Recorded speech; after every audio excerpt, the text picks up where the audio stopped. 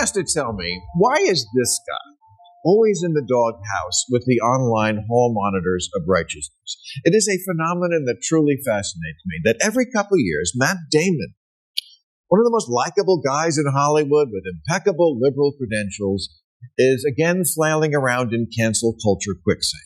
There are too many people in this country who are motivated not by what they really believe, but by what will get Twitter to react to them with likes and retweets. That's called bad faith.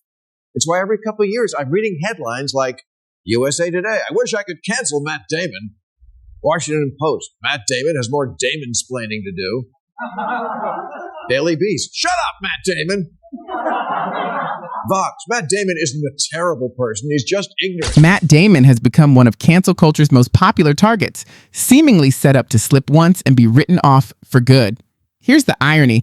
Damon has never concealed his backing of progressive ideas since he aligns with the political left. Yet, does that earn him any mercy from the outrage crowd? Not even close. Once they lock onto someone, they keep pressing until that person is pushed out entirely. That's where Maher enters the picture. Known for challenging modern political extremes, Maher steps in to defend Damon and calmly dismantles the loud accusations with sharp, precise arguments. It's fast, focused, and impossible to ignore. So buckle up. If you're already familiar with where this is going, go ahead and hit like, tap, subscribe, and drop a comment. Chances are you'll have plenty to say before it all wraps up. It's not always meant as a slur, but it's wrong, yes, of course. And Damon owned up, saying that while coming of age in Boston in the 70s and 80s, that word was thrown around without any thought put into it. And now he's put some thought into it. And he's going to stop using it. One might say he became woke. Okay, he was late to the party, to which we could say, welcome, glad you could make it.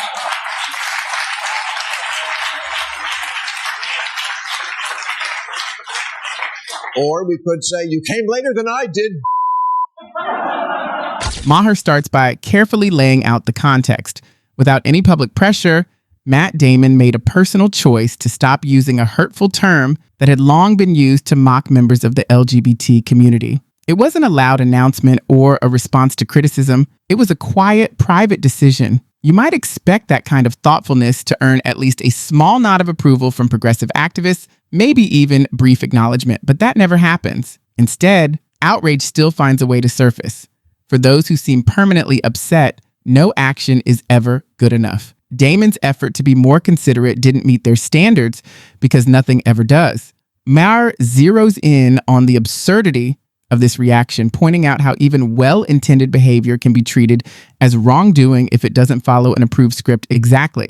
That moment strengthens Maher's larger argument. The outrage machine isn't interested in motives, improvement, or saying sorry.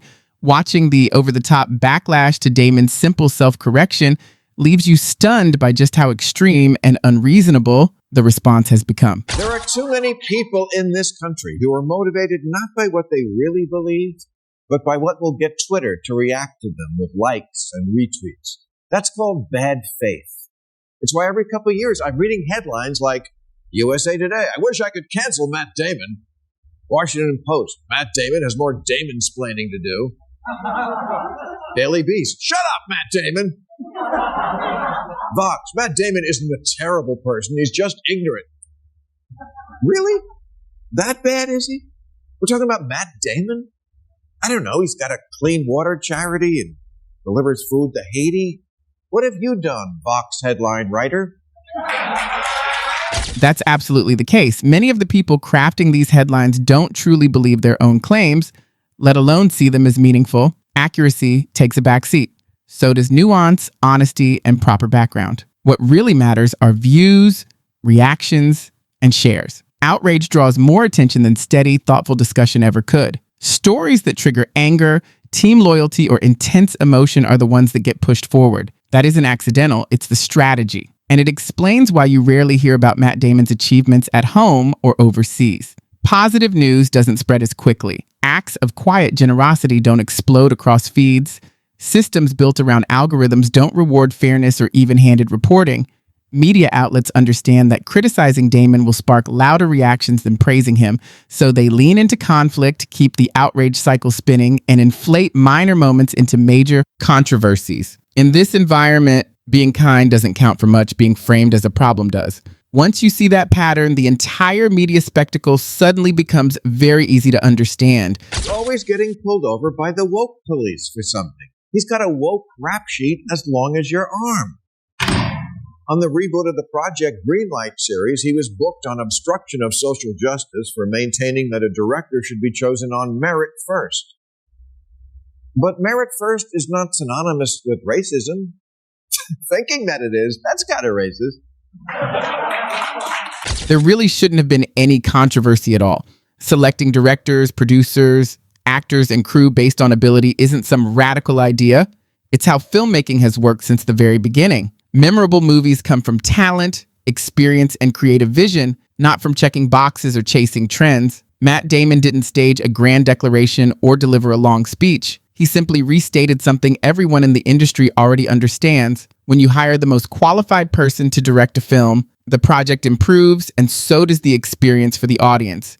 It's straightforward, practical, and time-tested. But clear thinking doesn't last long in today's outrage-driven environment. The moment certain activists heard Damon say this, complaints started rolling in. A comment meant to reflect standard professional practice was reshaped into something dark and suspicious. Almost overnight, Damon was tagged as troublesome for saying what should have been obvious.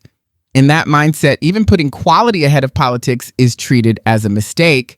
Damon did hard time in Twitter jail on 2 counts of accessory to homophobia for saying that actors do well when they keep their private lives private so that audiences can watch the character on the screen without thinking about the caricature from the tabloids, and that includes your sexuality. Which is true. One of the reasons I love Daniel Day-Lewis is I'm not sure he even exists off-screen.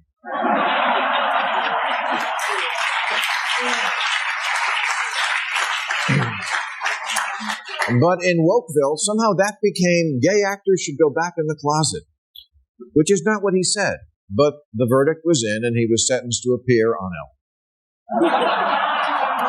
I've raised this argument many times on this channel.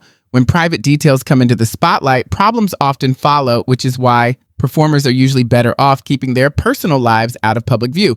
Once what we see or hear clashes with the version of someone we've built in our minds, opinions start to change.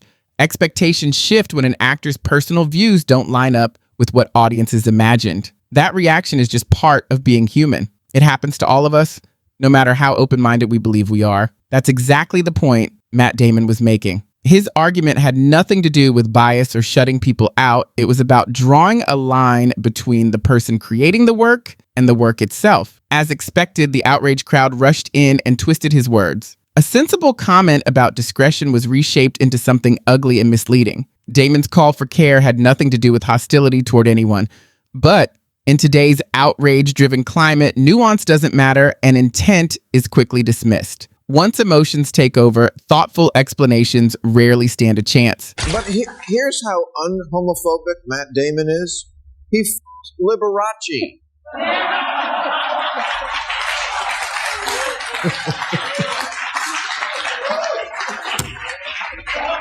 2016, the movie The Great Wall opened, and Damon was brought up on charges of whitewashing in the 3rd degree.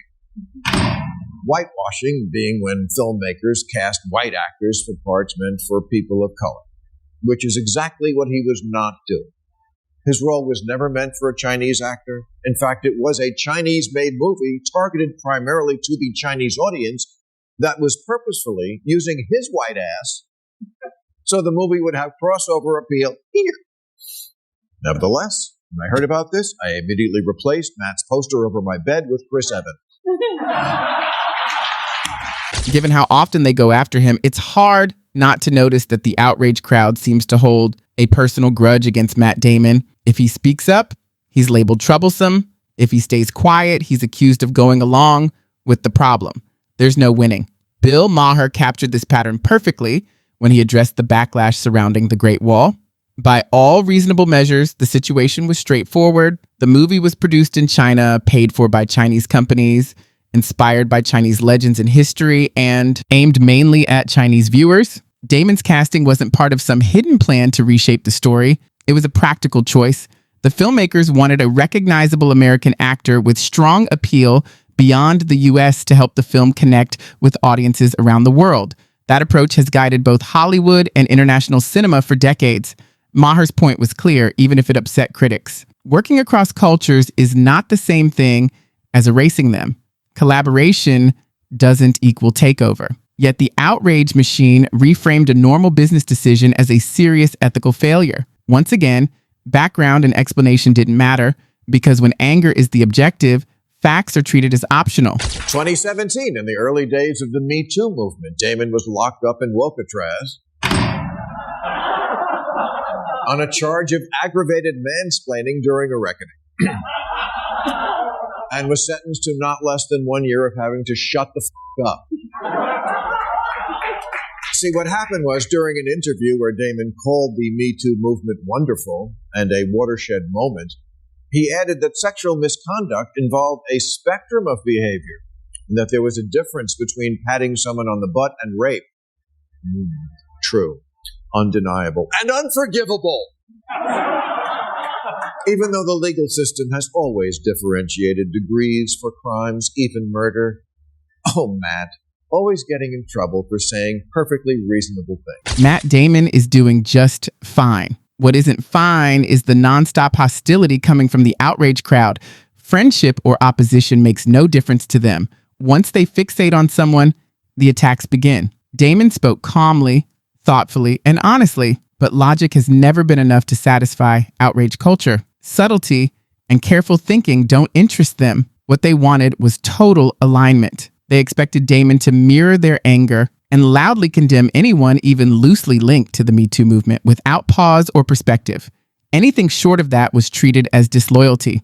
Bill Maher highlights this dynamic clearly. In that mindset, restraint is taken as guilt and balance is mistaken for siding with the wrong people. Because Damon refused to flatten complicated situations into simple good versus evil stories, he became a target. Acknowledging wrongdoing when it occurred wasn't enough. He was expected to stay angry on command. When he didn't, the reaction followed the familiar pattern. The crowd turned on him, proving once again that calm judgment has little place in a culture driven by outrage. And now he's done it again by breaking Liam's law. Yes, that's the law that refers to the time a few years back when actor Liam Neeson recounted a story of personal growth involving racist thoughts he had as a young man, but then realizing the error of his ways, expunging the racist element from his anger. But of course, in so doing, he committed the cardinal sin of admitting he was not born perfect and did not emerge from the womb completely enlightened like Buddha. And now Matt's done it with his gay slur admission. Committed the crime of not always being the person you would become. And this is the harsh reality of the outrage-driven crowd. They act as if people are expected to be flawless from the very start, as though learning, growing, and making mistakes aren't part of being human. In their view, having a past you regret is unacceptable. There's no room for circumstances, reflection, or improvement. One misstep or an outdated comment and you're labeled forever. But honestly, who meets that impossible bar? Everyone has moments they wish they could rewind and handle differently. That includes even the loudest voices in the outrage crowd, whether they admit it publicly or not. The difference is that most people change with time. They rethink their choices, learn from experience, and try to do better. That effort should count for something. Yet, outrage culture rejects growth and second chances. By locking people into their worst moment, it defines them permanently. That approach doesn't encourage responsibility or learning. Instead, it rewards silence, spreads fear, and pushes people toward pretending rather than being honest about who they are and how they've evolved. You know, I'm so tired of bad faith arguments, and it's all we do now on both sides of our divide. 2 weeks ago, Nancy Pelosi called Republican House Leader Kevin McCarthy a moron. Oh, that's not the bad faith part of the story. That's the true part.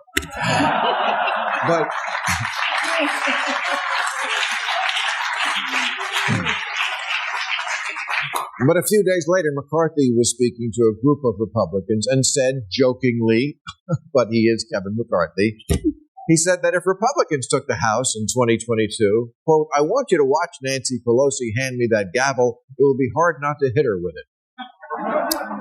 Pelosi's office called it a threat of violence. Hakeem Jeffries said violence against women is no laughing matter. And Eric Swalwell said McCarthy was a would-be assailant who must resign. Most people understood right away that Kevin McCarthy was joking when he made a remark about striking Nancy Pelosi with a gavel. It was clearly figurative language, the kind of exaggerated humor politicians have relied on for years without causing alarm. But some Democrats chose to turn it into a spectacle. Rather than recognizing it as a joke, they treated it as something far more serious. Almost overnight, the comment was framed as an act of violence against women. The reaction was loud and dramatic, as if a real attack had taken place. Social media erupted. A statement no reasonable person would interpret literally sparked press conferences, demands for apologies, and even calls for boycotts. This response had little to do with genuinely opposing violence or protecting women. It was political performance, plain and simple. The objective was clear: dominate headlines, stir moral panic, and gain leverage. That's where Bill Maher's broader critique fits perfectly. When every joke is branded as dangerous and every comment treated as a crisis, language starts to lose its impact. Real problems fade into the background, buried under manufactured anger that exists mainly to keep the outrage cycle alive. This is what bad faith is. You don't really think it was a threat of violence, or that anyone thinks such violence would be a laughing matter, or that Kevin McCarthy is a would-be assailant, any more than anyone thinks Matt Damon's a homophobe. And Matt, my advice to you, stop hunting for goodwill.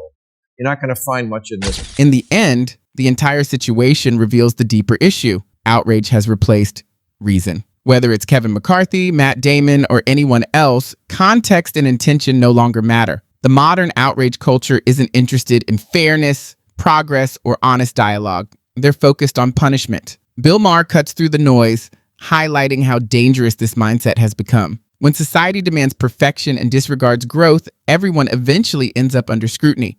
Jokes are treated as crimes, nuance is condemned, and common sense is viewed as offensive. This cycle produces nothing but anxiety, fear, and frustration. Until that changes, the outrage machine will continue devouring anyone in its path, friend or foe alike. That wraps up today's video. Hit like and subscribe to the channel to catch more videos like this one. Thanks for watching.